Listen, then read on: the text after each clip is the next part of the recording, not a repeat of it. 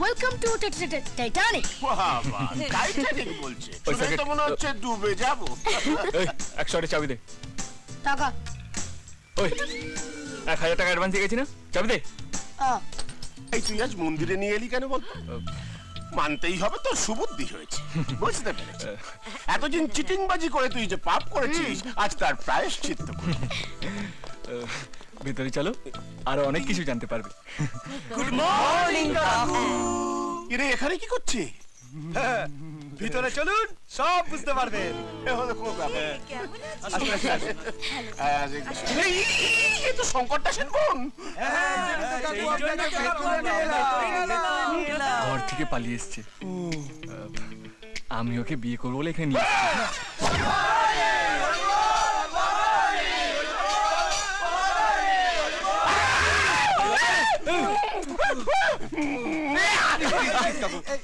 তোমাকে আগে বলিনি কেন জানো? তোমাকে বলে তুমি এখান থেকে পালিয়ে যেতে। না, এটা পুরোটা মায়ের আইডিয়া। হ্যাঁ গো, প্ল্যানটা ওকে আমি দিয়েছি। আমাকেও সেরকম একটা প্ল্যান দাও যাতে এখান থেকে পালাতে পারি। সবসময় শুধু আজে বাজে কথা বল। চুপ করে তো। এই যাও ওদিকে তাড়াতাড়ি রেডি হও, আমরা এদিকে রেডি হয়ে যা। এই চলো চলো, বাবা।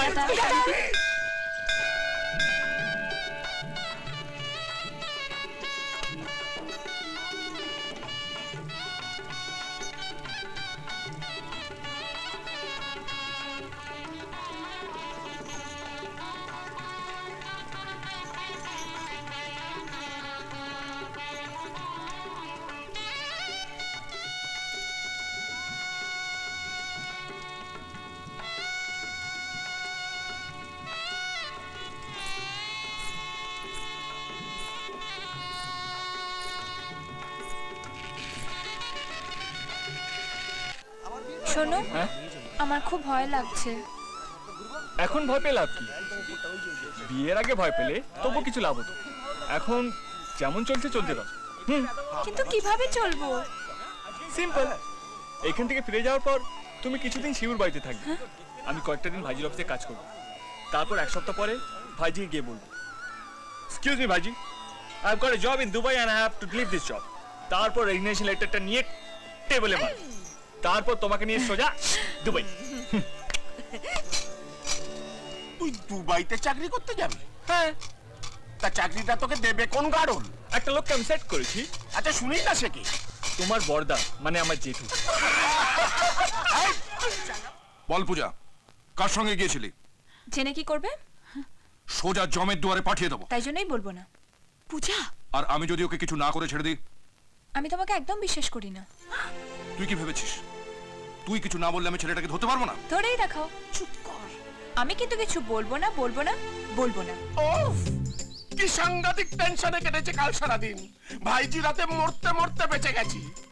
কিরে, তুই যে বলেছিলি চাকরি করবি, দুবাই যাবি, কিছুই তো করছিস না। এত কিছুর পর শঙ্কর দাস আরো সাবধান হয়ে যাবে। ওর বোনের ধারে কাছে যেতে পারবি না তুই। বাবা, ওইসব নিয়ে তুমি চাপ নিও না। আরে সেগুলো সব আমি প্ল্যান করে নিয়েছি। তুই কি প্ল্যান করেছিস আমি জানি না। বিয়েটা করেছিস, ফুলসজ্জাটা করে নে। ফিল্টারটা করবি, তা আবার ভাইজির বোনের সঙ্গে। দেখো ওই টানা শেষ পর্যন্ত বিশ্বের সরসজ্জা হয়ে যায়। চুপ করো তো। ওটা প্ল্যান করা ঠিক করবে। হ্যালো খোকা বাবু, হুম, আপনি তো ভাইজির বোনকে শুধু সিনেমা দেখিয়ে নিয়ে এসেছিলেন, কিন্তু কোথাকার কোন এক মাল এসে ভাইজির বোনকে পুষলে নিয়ে চলে গেছিল। ভাইজির ওই কালো বেড়ালগুলো পাগলা কুকুরের মতো মালটাকে খুঁজে বেড়াচ্ছে। খাড়া বাবু, হ্যাঁ যে মালটা পূজাকে নিয়ে পালিয়েছিল হ্যাঁ সেটা আমি। কি হয়েছে খারাপ বাবু? হ্যাঁ, এত ওভারঅ্যাক্টিং করছেন কেন? না কিছু হয়, আপনার কাজ করুন করুন।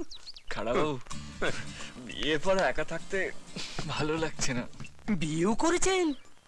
না হলে কি আর এমনি এমনি বেড়াতে নিয়ে যাই? হ্যাঁ, বলুন না খাড়া বাবু, একটা আইডিয়া দিন না যাতে আমি ওর সঙ্গে থাকতে পারি। এটা কি খাচ্ছেন? প্রেশারের ওষুধ। ও, আপনার প্রেশার আছে? ছিল না, আপনি আসার পর শুরু হয়েছে। খোকা, শোনো। ডাক পড়ছে, নিন যান। হ্যাঁ পূজা, বলো কি হয়েছে? ওই পূজা দিকে সম্মান দিয়ে কথা বল। সব সিনেমা হলে। এই বলো, সিনেমা হলে কি হয়েছে?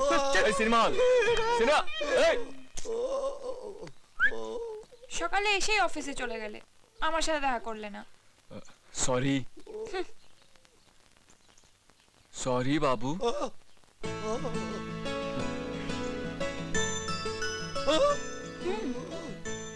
ও